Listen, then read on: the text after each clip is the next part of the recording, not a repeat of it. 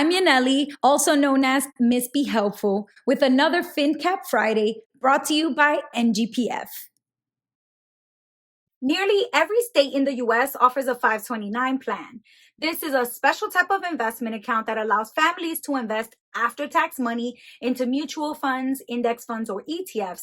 Now, these are stock market investments, so they may have stocks, bonds, or a combination of both. This is a really big deal because it takes the average American family more than 10 years to accumulate enough money to pay for their child's college education. Instead of settling for low interest rates offered at savings accounts from banks or credit unions, 529 plans allow families to grow their money in the stock market and benefit from the higher returns that compound in the market over the long term.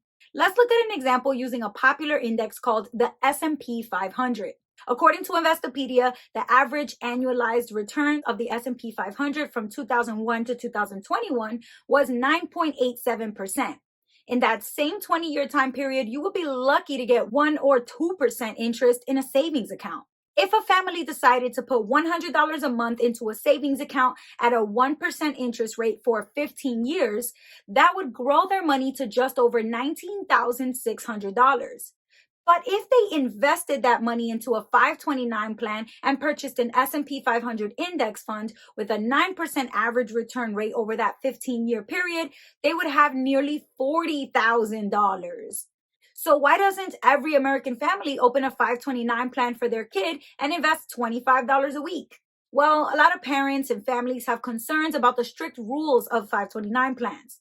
For example, while the earnings in the account do grow tax-free, you can only withdraw those earnings tax-free if you use the money for qualified educational expenses, which are defined by the IRS. That means a lot of families end up not opening 529 plans at all because they're worried if their kids choose not to go to college or if they get a scholarship to college, then they wouldn't use the 529 plan after all. So they fear that if you don't use it, you lose it. But a new provision signed into law called Secure 2.0 has changed all of that. This new rule says that if you have a 529 college savings plan, you can now do a tax-free rollover to a Roth IRA, which is a different type of investment account that helps you grow money for retirement or early retirement. Here are some of the details of this new rule. $35,000 is the lifetime maximum limit for rolling over money from a 529 plan to a Roth IRA.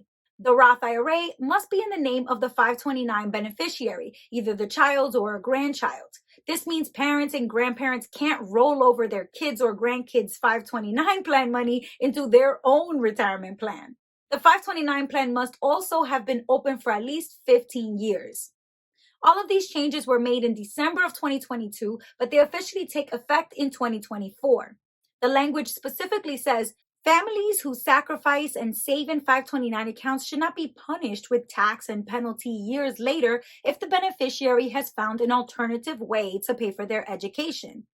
They should be able to retain their savings and begin their retirement account on a positive note.